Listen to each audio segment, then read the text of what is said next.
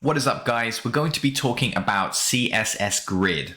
This is another standard CSS feature that offers really powerful layout customization. And it does so, as the name implies, by using a grid system. On the screen right now, we have a div with the class of grid container. It has a height of 97 VH and it has a solid 5-pixel red border, so we can see the grid container we're working with. Now, it's not technically a grid container yet, because in order to make it a grid container, we need to give it a display of grid. Inside that grid, we have 9 divs. Each has the class of cell. We can't see those divs at the moment because they don't have a border. So let's give them a border and let's set it to solid 2 pixels red. Let's refresh the page and we can see our 9 divs laid out vertically. This is exactly what we would expect if we didn't have a display of grid. So at this stage, they're just functioning like regular divs. So to get them acting as part of a grid, we need to define the parameters of our grid. And the most common place to start is with the property grid template columns. So we can decide how many columns our grid has.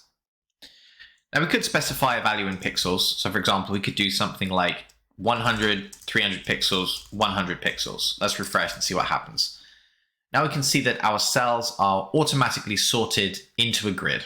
We have our first column 100 pixels wide, second column 300 pixels wide, third column 100 pixels wide. And the number of rows has been automatically determined just by the number of available divs. Now, as you can imagine, this might look great on some viewports.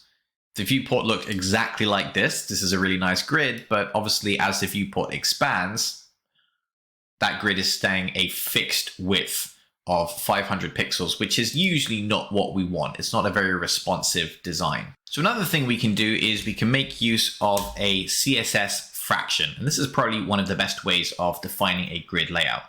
So we could do something like 1FR, 2FR, 1FR. And that's automatically going to take the available width of the viewport. And we can see that the central column has twice the width of the other 2 columns. We could try 3FR. We can see that central column is now wider. And the number of columns is just related to the number of values we provide. So if we provide another 1FR, we'll now have a grid with 4 columns. One thing we can do here to make defining these easier is we can make use of the CSS repeat function if we want a number of columns that have the same width. So for example, we could put something like repeat 3, which is the number of times we want to repeat, and then the value. So this is the equivalent of typing out 1FR, 1FR, 1FR.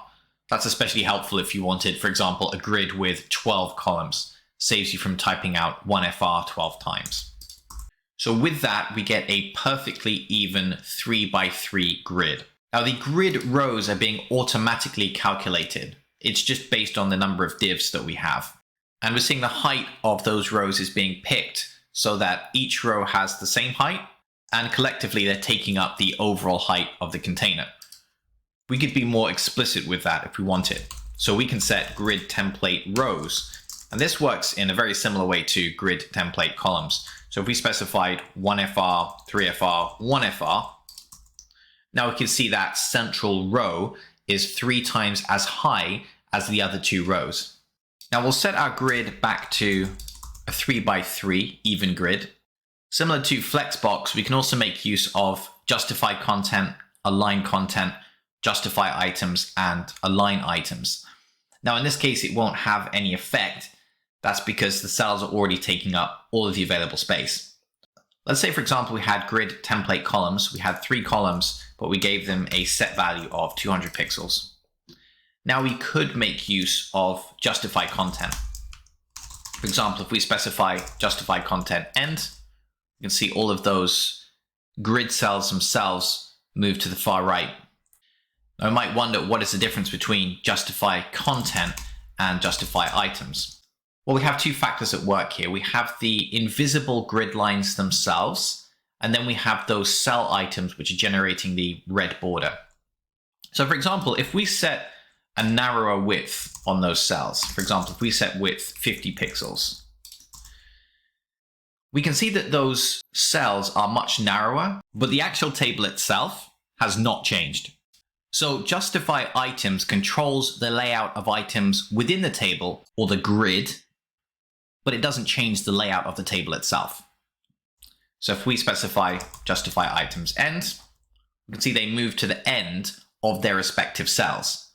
But if we change justify content to start, the entire grid shifts. In other words, we've actually modified the table or the grid itself. We have justify content start and justify item start. We can see everything starts at the far left. So keep in mind that those divs with the red border does not represent the grid itself. Those are just items inside the grid cells. The width of the grid cells is defined by that grid template columns. It's not defined by that .cell class. Those are items inside the grid. We can also make use of align content and align items. They're very similar to justify content and justify items. Justify content and justify items deal with the horizontal layout, whereas align content and align items deal with the vertical layout, so the spacing of the rows themselves. By the way, similar to Flexbox, we can also set a gap. So for example, if we set gap 50 pixels, we can see we now have a gap between those cells. Gap is actually a shorthand property. So if we provide a value for gap, it sets both the row gap and the column gap. But if we wanted to explicitly define the row gap and column gap, we can use those properties. So we can set row gap and a size, and we can set column gap and a size. Okay, let's get rid of our gap and let's return to our 3x3 grid. So we get a feel for how we can create a grid layout, but how does that actually help us create content for a page? Well, let's start changing some of the classes on these cells. For example, let's set our first div to be class header. Let's add a h1 tag, and we'll put document heading. Now, naturally, that appears in the first cell by default. So basically, every direct child of that grid container becomes a cell in the grid. However, if the children have children, then those don't become grid items. They just exist as part of the normal flow inside of that grid cell. So we have a document heading. Now, normally you would expect a document heading to actually take up the full row. So we can now set styling on individual grid items. So let's target the class of header, and we can make use of grid column start and grid column end. Now we can provide integers for these properties, and the integers represent the grid lines themselves. So the line to the very left of the document, in fact the edge of our grid container, would be line 1 in this context. We then have line 2, if you can follow my cursor, line 3, and line 4. So this specific grid has 4 lines. So we want the heading to start at grid column 1, that's the far left of the page, but end at grid column 4. Let's refresh. Now you can see our document heading actually takes up the full width of the viewport. Now it's aligned left currently. We could fix that if we wanted to. So we could set text align center. And it's a heading, so we could boost the font size on that. So let's set it to 30 pixels. Let's see if we like that. That looks good. And if anything, I would say that the heading space is too high. We don't need that much space for a heading. So we can go back to our grid template rows. And one thing we could do here is let's boost the central column to 3 fractions. That's automatically going to make the document heading itself smaller. You could probably even set 4 fractions for that central row. So we now have space for a heading and a footer, but we still have some grid lines that we don't want. So let's take our next 2 cells on the second row, and we'll have that for our main content. Then we could maybe have that third cell on the second row as some kind of aside content. So let's set our second class to main content. In fact, we'll just give it a class of main. And we can actually make use of some shortcuts here. For example, grid column is a shorthand property for grid column start and grid column end. So we know we want this to start at column 1, but we don't want it to run right to the end of the document in this case. We actually want it to end at column 3 this time. So let's save and refresh. Of course, as we do this, we are losing the borders. So remember, those divs had solid red borders, but these new elements, so we're adding these new classes, don't have borders yet. We can always add borders in.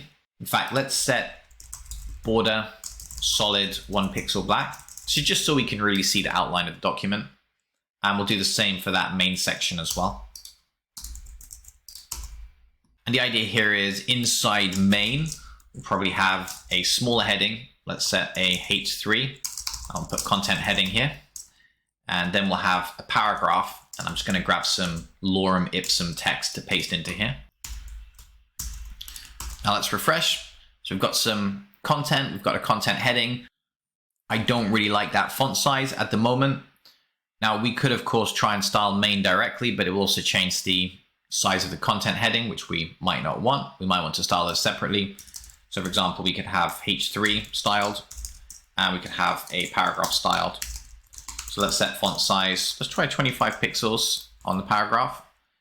And we obviously want to make the font size of the heading a bit larger than that. So let's set that to 30 pixels. So I think you're starting to get the idea. So let's just mark up the rest of this very quickly. So let's call this aside, and we'll have some text in here as well. We'll just set a paragraph, some aside text. That's automatically going to grab the paragraph styling. And we need to now specify in terms of the grid. Now, another thing we can do here is we can use grid column. It already knows where it's going to start. And we can actually just put span 1. In fact, we don't even really need to do that because it's going to span 1 by default anyway.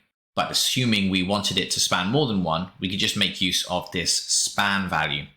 We actually don't really need to specify this because it's automatically going to take up one section of the grid anyway, automatically. We could, however, just to be congruent, set that border of solid 1 pixel black. Now let's move on to the footer. Now, as you can see, we don't really need all of these divs. We only actually need one div, which we're going to give the class of footer. So let's style that out. Now the footer, we do want it to span the entire width of that bottom row. So let's try out shorthand. I'm going to put grid column. So let's try out a shorthand. We're going to put grid column, and we're going to put span. So this is how many columns we want it to span. So it's actually 3. Let's try that. And we can also set a border solid 1 pixel black. And we just need to provide some content. So let's put a H3. And we'll just put footer information. So the content's not too important. We just want to get the grid working.